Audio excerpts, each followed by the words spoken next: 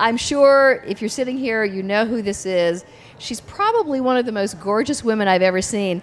And the fact that I'm actually going to sit up here by her tonight, I think you have to admit, takes a little bit of bravery on my part, okay? She's so beautiful, not only a talented actress, from Heroes. I loved the show. I was a big fan of the show. I wish it would come back. But things like that happen. Also in many movies. She's just a wonderful woman. So you would never know by looking at her that she also is a great cook. Right? I mean, cooking for me is like a great passion of my life. I just want to say hi to everybody. I'm so excited to be here. It's kind of fun to be out on a Friday night having a little champagne. And speaking of that, champagne. We know there's a tray of it somewhere. We believe that Allie should at least have a glass of her own champagne. Should have a little champagne. And it's really nice champagne, too, if you haven't noticed. It's your brand, right? Yeah. Yeah, no, seriously, she wants one. I'll have one. She really does, too. Yeah, she really wants one, and I think she should have it. It's her darn champagne. Thank you.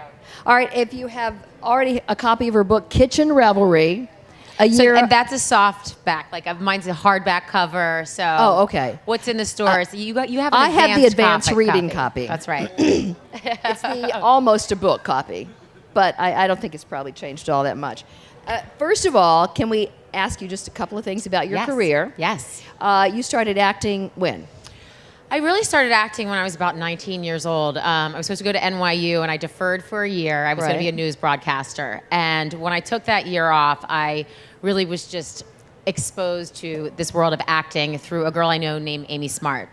Amy Smart had been acting for years, and she kind of, showed me and introduced me to this acting coach, and that kind of started my true passion and love for it, which was, it was just finding a way to all the emotions, all the different things that you feel in life, and there was a place to put them. And I loved the idea of going into people's minds and trying to figure out why you do the things they do. And that's what really kind of gave me the acting bug, and right. It was now, very you're exciting. From New Jersey. I am. What did your parents think about you deciding to become an actress, which can be Dad? A really difficult career? What do you think? I mean, what did you think about that? Were you like, an actress? What? Always supportive. It's like being a mom now. It's one of those things. I think about how my mother was. There was no such thing as failure. Everything was just positive, and you can do it. And you think so much. There's so many places. The world is full of rejection. And yes, everyone's going to tell you no. But the one place you don't need to hear that is from your parents. So I feel really lucky that they gave me a platform that really made me believe that I could do this. It's the business is not easy, and to be able to, go after your dreams and then make a career at it, I just feel so blessed. Yeah, I mean, and you've had some wonderful roles, but I have to say, the part that you had on Heroes, or the parts, I should say, I thought was really the great thing, because when you can play the good girl and the bad girl all in the same show, I mean, what a great and aren't we all? Riches. It's like so many sides to women, and it's like that's what's fun about the things that I get to explore in different characters is that kind of get into your shadow side, and you live one way, but then when the doors are closed, you might be a little bit different, and something like that is always interesting for me to figure out in the characters I play.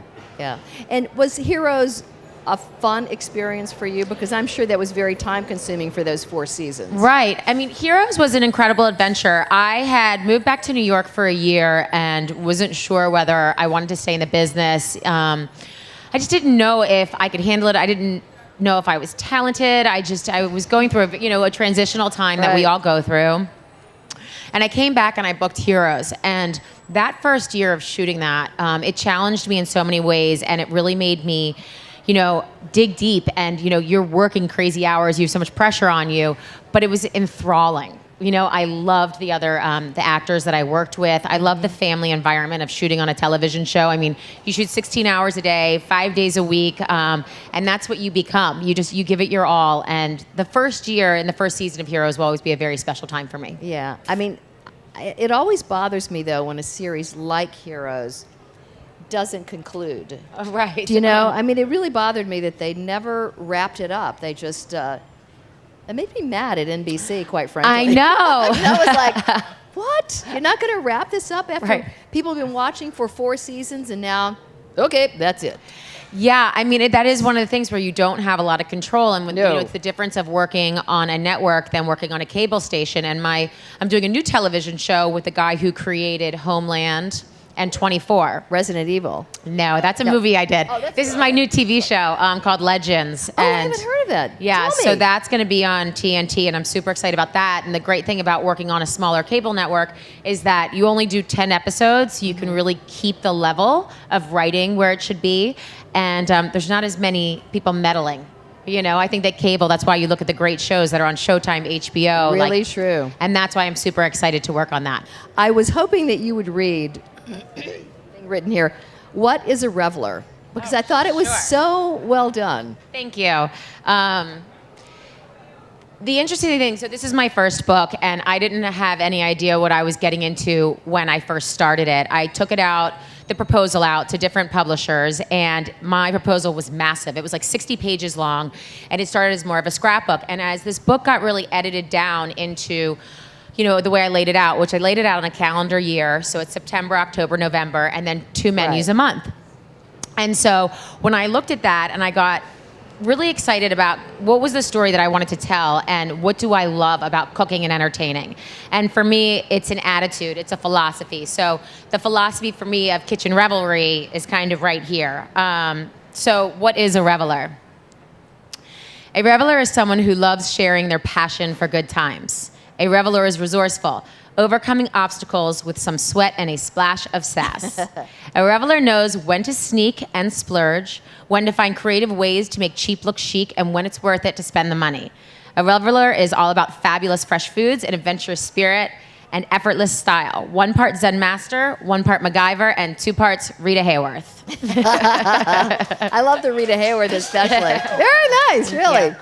Okay, so when did you first get the idea that you wanted to do a book about cooking and entertaining?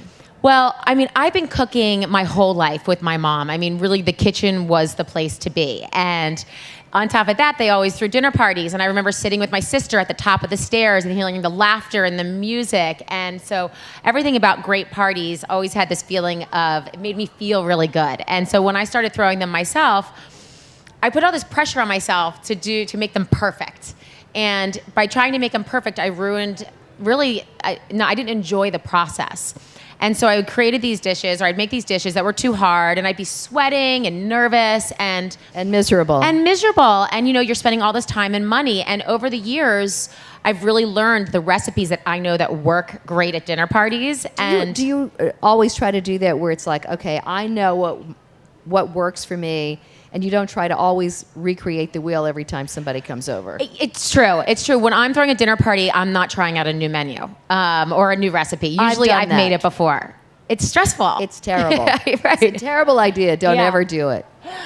That's what makes it harder. But, dinner parties, I think, that make people nervous. And so these recipes that I have are ones that I know work, the ones that people call and ask for the recipes. And that's really what it spawned from. It spawned from so many people going, this is so much fun. This is so great. And the different kind of style and things that I've learned. So this book is really a compilation of like my cheat sheet, like how I love to throw a great party. And we shot it in my home. So it's not like all these perfect dishes and all these linens. It's not that Martha Stewart. It feels approachable, and that's what was really important to me, that when you read this book, you went, you know what, I can do this. Like, I've had a crazy week, but you know what I feel like doing? I work 60 hours a week. I'm still going out, and I'm going to go to the farmer's market, get my heirloom tomatoes, and, even if we're all just, like, sitting on the floor together, hanging out, having a glass of wine, it's about being together with friends and family. Yeah, I think most people find entertaining, you can correct me, entertaining is it's a daunting thing. I think for a lot of people, you want to do it.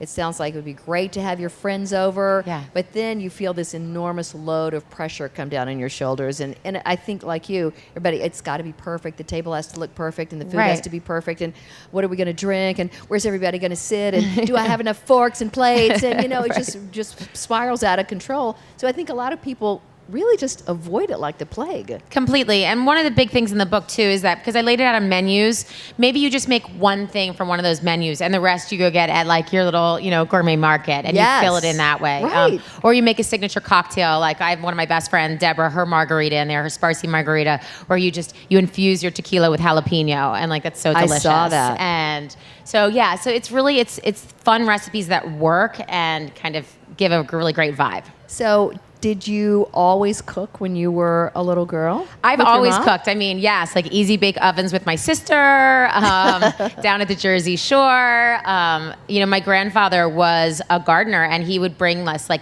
big baskets of tomatoes and corn and green peppers. Nice. And just growing up with such beautiful produce and the love of food it's just a huge part of my life. So this isn't work for me. Like this is what I love to do. Right. Sometimes showing up on set is work. This is the pleasure of my life. And you really do this because I think do a lot of this. people think, someone who's an actress, beautiful actress, please, they don't cook.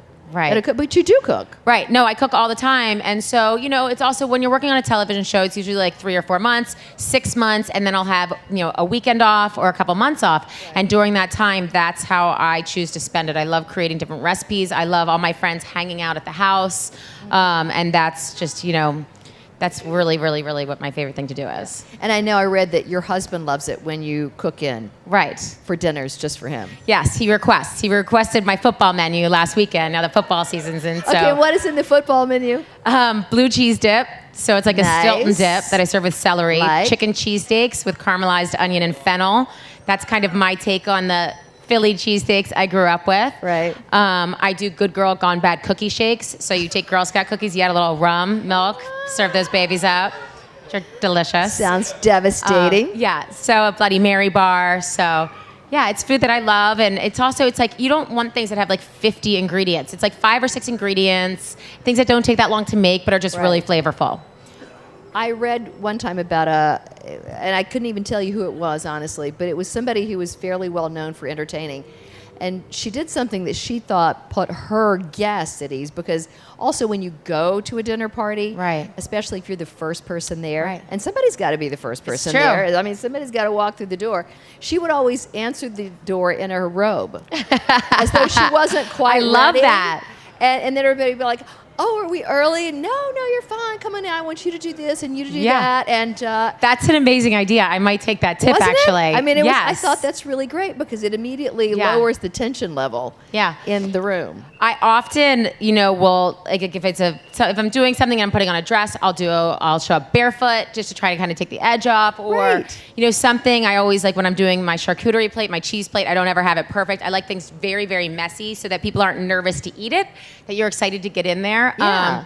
And depending on the party, I love doling out tasks too. People love things to do. They love really getting think involved. They do. It makes them feel at ease. Absolutely. Like even just like making a fresh whipped cream, it's like, and you have someone, you kind of pass the bowl around. There are little things to do to get guys involved, and it's fun. Now, how did you narrow down what recipes would be in here? Because I'm sure you cook a lot of things, and how do you decide, okay, this is it? When it started as a cookbook, it was a lot easier. When I put it into menus, I had to lose some and add some because you wanted things to be balanced out. But there are some menus in here that are like my absolute favorite, like my Midsummer Night's Dream, which is just so delicious because you're just using basic, beautiful heirloom tomatoes and burrata and little lamb chop lollipops that you pick up. I love those. And in the end, it was food that I craved again. So it's like as I was going through and looking at it, it takes about 1.5 years to make a book. And if there was something that I wasn't like, I'm not excited to make this, that got edited out. But I found that things that I make over and over again, that's what really I kept in the book. Yeah, and I know you had a really good friend who worked on the book with you. Yes, my dear friend Tracy, and we didn't have any experience. We're not trained culinary chefs, we're home cooks. Mm-hmm. And so, because that's what I find in a lot of these cookbooks, everything's just too difficult, or I would look at the menu and the recipe and it would never turn out like they said, because I feel like they're just zhuzhing and doing different things and not following it. So it was really important to us to create recipes that people would be able to make. Yeah. What are some of your favorite dishes in here? Because of all these, of which there are so many, would you think are some of the best? Because we're coming into fall, which is so delicious. I love all the food in the fall. My lagered turkey chili, I make chili with like some Guinness beer and some chocolate, and it really kind of brings the flavors together. So good. You toast the spices. That's delicious. I love my gougères, which has a fancy name because I like to name my parties. I like to kind of write out the menu, kind of make it feel like it's a little fancy and fun, but really it's just a cheese puff. You know, it's the thing about a gougère, and if you've ever had one, you bite into it, and there's this little fluffy puff of cheesy goodness. And people say, "Oh my gosh, you know, what is this? It's so amazing." You say, "It's a gougère." Yeah. And they're like, "Oh, wow, that must have been hard." But really, it's like throwing all this stuff in a pot, and you just stir it. That's right.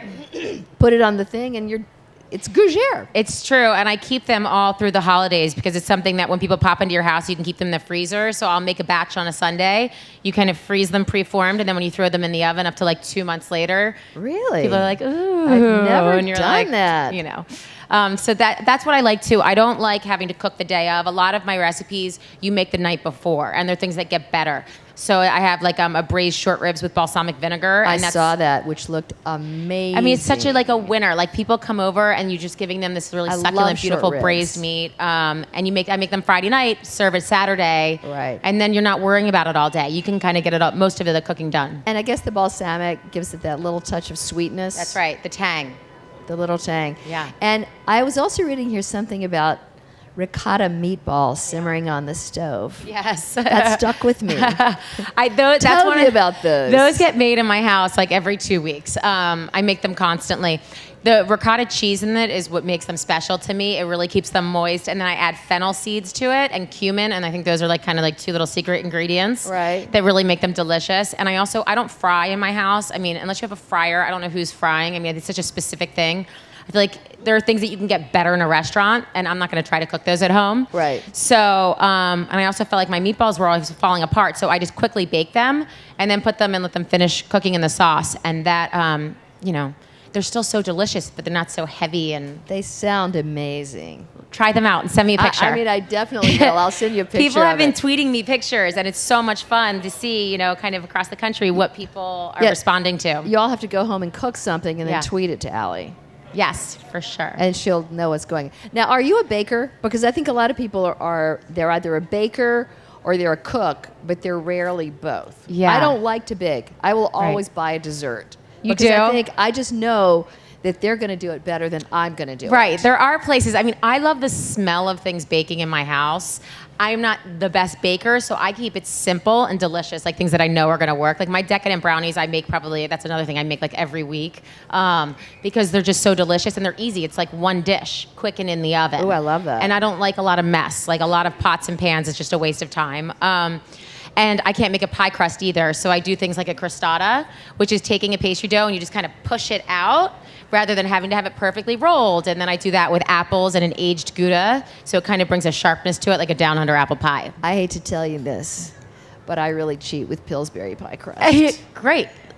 I mean, it's like fine. That's the whole thing. I mean, you have to do, and it tastes delicious, It's really pretty good. It's probably not as good as a homemade pie crust, but it's pretty good. Right. And I don't know that I can make a great pie crust. Right. Well, try my crostata.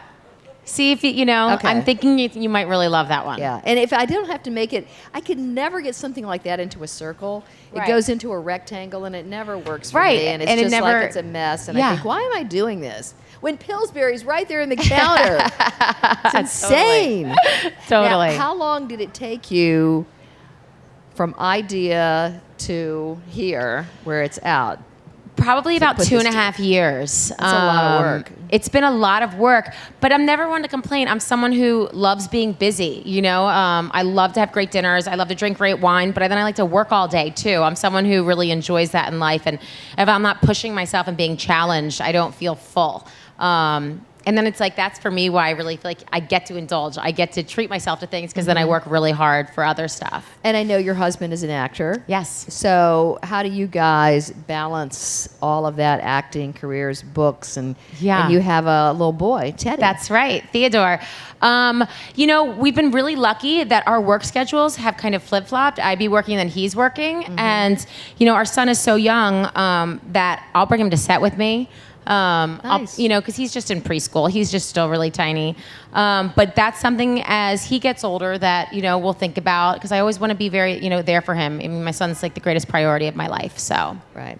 I mean, doesn't that really change your life totally? The best. I mean, Yeah. it's probably the best thing you ever do, I think. Yes. I mean, with all the other stuff. Right.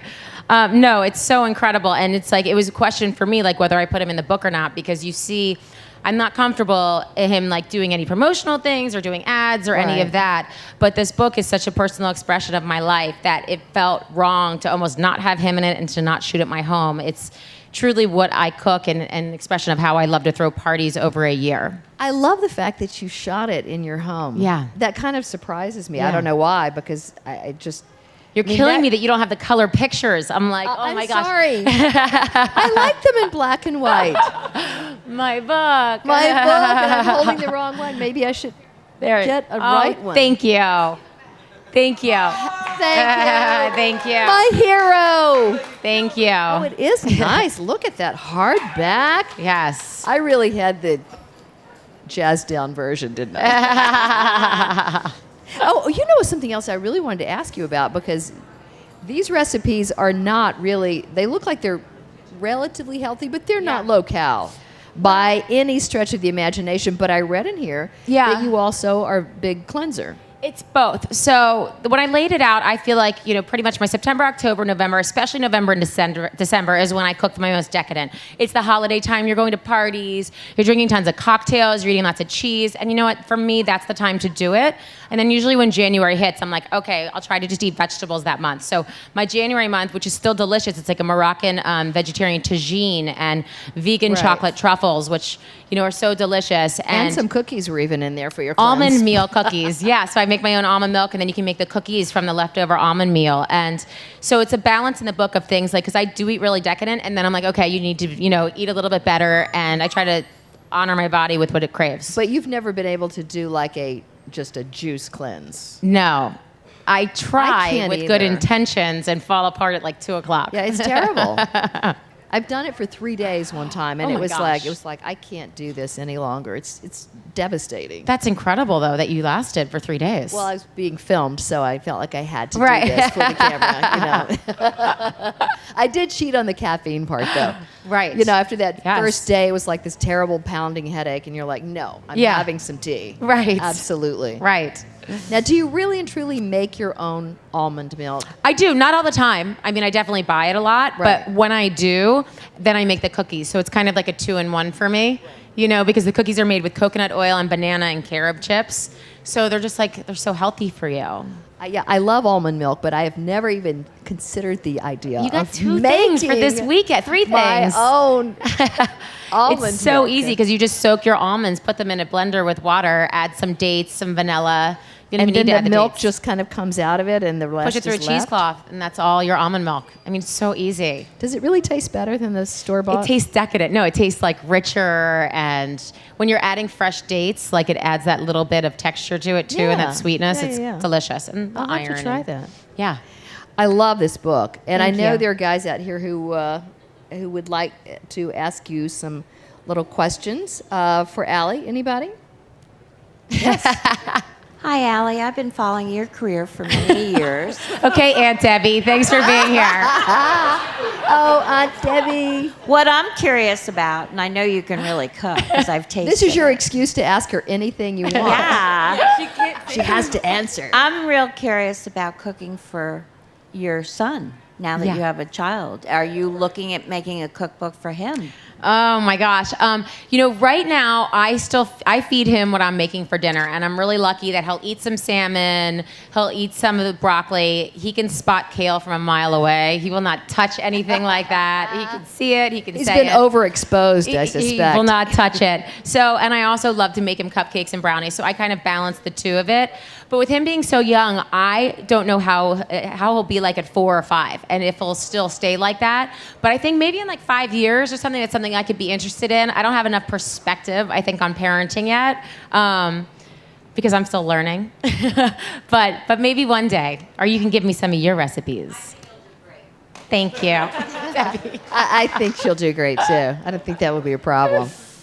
Yes. Right over here. I was just wondering if you could talk a little bit about the Revelry aspect. So I know that when I'm hosting people, there's that you're cooking, and I know you said you involve a lot of people, but how do you also make sure that everyone's having a good time when you're hosting your dinner parties?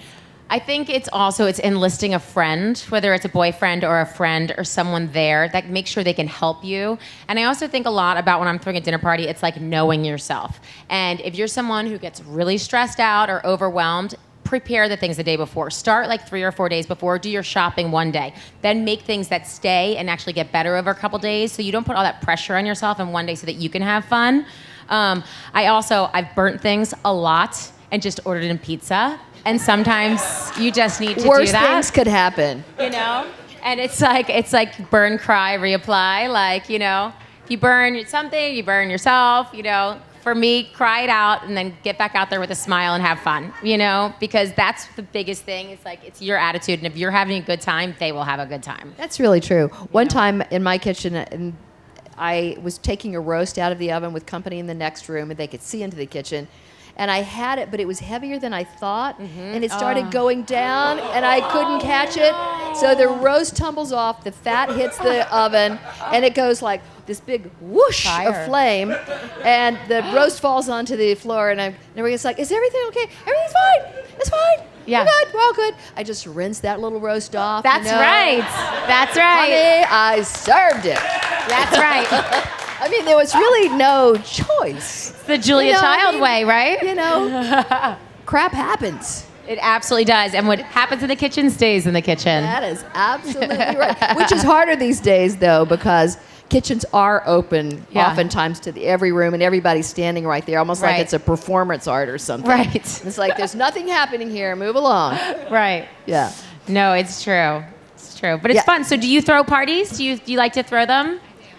It's fun. I hope that these menus inspire you. And I think a big part of it is like, you know, if you can do all of them, you do it. Or like I have my first Thanksgiving in there, which was a really intimidating thing for me to do my first time. Horrifying. And so I did it a week before. I tested out all these recipes with my friends. And so now every year we do a friend's Thanksgiving. So we do 2 a year, and it's like the best meal, so you have it twice. And so the recipes in that are some of my favorites too. Like the rustic sausage stuffing is amazing.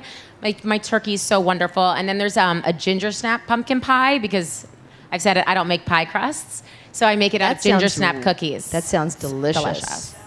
So and try a little less stressful to do, I would guess, with the ginger snap cookies. Yes. But it gives it that little extra flavor, too. It does. It does. It gives you that kind of cookie crunch and the spiciness of the ginger, and delicious. For people who live in smaller spaces, because I know a lot of people in Baltimore live in smaller apartments. Yeah. And then you also have the problem of like, all right, so how do I entertain in my tiny little space? I mean, for me, truthfully, I almost think smaller is better. Whenever I'm throwing a party, I love things to feel intimate. When you pack people in, that's when you really have a good time, you know, and you kind of get the vibe going. When everyone's spread out, you lose the energy. And, you know, also, you know, a tip I got from my mom, you just stack the dishes, put them in the bathtub upstairs, and go get them the next day. I love that. What a great idea.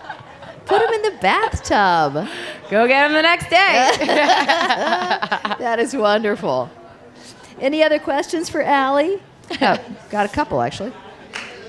So I was just wondering, I just saw the episode of Top Chef Masters just a few weeks ago, and you were on it, and that must have been amazing. So can you talk more about like that experience, like eating all I mean, those? I'm a huge fan of Top Chef, so it was very exciting to be on there, and I love Curtis Stone, so that was so great. And when I got there, you know, you don't know who the chefs are going to be.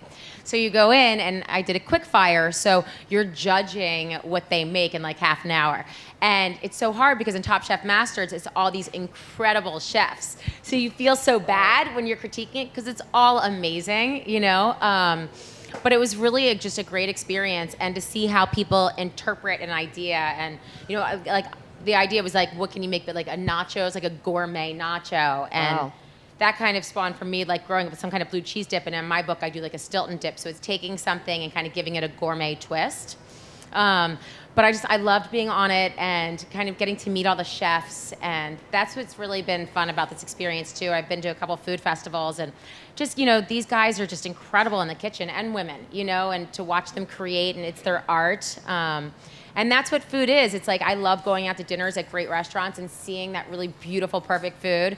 And then I think when you cook at home, you should be able to have more fun with it and keep it more relaxed and approachable. Yeah. Beautiful. Did you also have a question? I thought. I throw a lot of parties in which I feel as if that I don't delegate well enough, you know, where people are just like sitting around and they're like, do you want me to chop something? Right. I don't know if there are any like good recipes in which like there's a lot of stuff to delegate so that like people aren't all just staring at me. I have an El Diablo party, which is kind of like my take on a Mexican fiesta. And it's like mahi-mahi tacos and chorizo quesadillas. And so those are two things. Like when you have someone else getting the quesadillas ready, you know, you can have like all the stations and have them putting them together. And then you're making the quesadillas, or even they are, while you're doing the other stuff. And like a homemade cabbage slaw. And then there's other things like even my turkey chili, you know, it's like chopping the onions, chopping the green peppers, and, you know, putting people around it, or just give them a cocktail, you know, and set up some backgammon and tell them to have fun until they're ready. They're lucky to be there. That's awesome that you cook and have people over. That's awesome. Yeah, that is really awesome. Especially, I think a lot of guys are maybe especially intimidated by that. But look at you. Yeah. Just out there doing it. Super cool. Anybody? Yeah, okay, one over here. We can't see over there. Hello, I am newly married, so I'm just starting out with cooking, and I'm curious to find out what is the one kind of kitchen utensil that you cannot live without. I mean, I think really good wood cutting boards, because it makes it look beautiful while you're doing it, which is part of the experience, you know, so that you feel good while you're cooking. And then I think a quality knife. You don't need a lot of them, but one really good sharp one can give you the precision that you want, which is really great. And the other thing I would say is like you don't need, I mean, I don't have a lot of things in my kitchen. You know, I can use different pots and pans for things. And it's really easy if you look at a recipe and say you don't have that utensil, you just go and Google it online. And there's so many ways to do like, you know, just to change over kind of the metrics of it. But that's great that you're cooking and you're getting into it. That's so fun. Yeah, cooking is one of those things that really is a very relaxing in its own way activity because it's sane and it's necessary. Right. And it takes, you know, I was just very nervous when I started. And it's like, I still get a little nervous when I throw a party, but now it's like thinking about what you do and how to have fun with it. And, you know, there's things like, you know, I have a roasted chicken in my book. That's just like these great basics that can just be your weeknight dinner. Right. Or, you know, I do them over when I'm throwing like Christmas parties and I have cocktail parties with people coming in and out. Sometimes I'll just roast a few chickens and then it like smells so good. And, you know, again, I love the oohing and aahing. Yeah, and who doesn't love a nice roast chicken? Exactly. Or a With pot a of jus. meatballs simmering on the stove. Right. I'm going to have meatballs tonight. You should. I know. You're going down to Little Italy, aren't you? I love Totally. that. Super excited to Anybody be in else? Baltimore. I came in late, so I don't know if you discussed this, but grilling. Do you do any grilling, and what do you like to grill? I do grilling. So the mahi-mahi tacos are actually grilled, and so that's great. And you can even do quesadillas on your grill. You can take your cast iron pan and put them on the grill too, which is so great. And because then you're just out there and you don't have to come back in the kitchen and get hot, you know. And in that party, I also do a grilled pineapple, and that's with cinnamon, and you marinate it in tequila. Have you done that before? So that is just a great one. And then you reduce the marinade so it becomes like a thick syrup, and you serve that on the side with some mascarpone. But the El Diablo party's for 16, so it's like a huge party, and that's when my husband was wrapping a movie, and I had all his friends over, kind of like as a wrap party, but I didn't know what I was making exactly, so I didn't feed anyone till like 10, 11 at night, which was like way too late. But those are really delicious recipes in the El Diablo. And there's also a Jersey peach barbecue sauce, because I love fresh peaches. You can make them with frozen peaches. Yeah, girl. Jersey. Thanks, Aunt Debbie. What up, Jersey? So that's also delicious with frozen peaches. And the grilling of the chicken, for me, is how you get the best grilled chicken. So you start on a high temperature, then you turn it lower and you move it to the back of the grill, and it cooks for about 15, 20 minutes instead of 10. So you're you're literally searing in the juices on the outside, so you're gonna get your moistest chicken. And that's a really, really good recipe in the book. Sounds amazing. Yeah. Did Enjoy everyone it. sleep over at your house that night after they had 10 or 11 o'clock dinner? People sleep over all the time. I have learned that I just go to bed, That's turn right. on my sound machine, night. and everyone Good can night. stay as long as Well, they off we want. go. Anybody else with a question? Don't want to miss anybody. Oh, one more. I'm not going to ask about cooking because I'm lucky enough that this guy loves cooking. But you were, I believe, both in Dawson's Creek and Varsity Blues. So can you tell me what James Vanderbeek is like in real life? He is a genuinely really, really nice guy. That's what I can say about him. He is just so nice. But I'm still really good friends with Josh Jackson, who's one of my boys, and he's just like awesome guy. I'm super excited about his new show that he's doing. And Amy, and it's funny, I mean, it's like you connect with different people when you're shooting and at different times in your life, and then they kind of come back and you see them, and it's really just fun to kind of re-experience those things, and to look at them and to start out and to have these people and then to see them still working and still doing so well is incredible. Does it amaze you that things that you have done years ago still resonate with people today so much? Absolutely. To you, it's like, oh, that old thing? That was ancient history, but yet it's really fresh for someone who watches it. Right. No, it's funny to me with Varsity Blues and Legally Blonde. People still watch all the time. Yes, of course. It's a classic. Yeah, and even the Final Destinations, I have people come up to me over and over again, and that is part of the fun of it. Like the fact that I'm giving, escapism and a place to go, and I'm the one who loves laying in bed when I'm super, after I'm super stressed out or been working too hard, and just sitting and flipping through the movies and getting to see them, and kind of it takes you back to that time in your life, which is really fun. And no, it's exciting to be in projects that people really enjoy watching, and it makes them feel good. And remember so well in a really loving way. Yeah. Yeah, so it's super cool. Yeah. Well, guys, I know Allie has some dinner reservations that she definitely wants to keep. She's got a reservation with some fresh pasta. Yeah. Well, I want to thank you guys in Baltimore. This is such a great city, and thanks for coming out. I know it's Friday night and everyone's got things to do, and I love seeing the guys here. So thanks for coming, boys, and tweet me your Allie pictures Larter of your dinner parties. Warm Baltimore welcome. Thank you. Thanks for coming.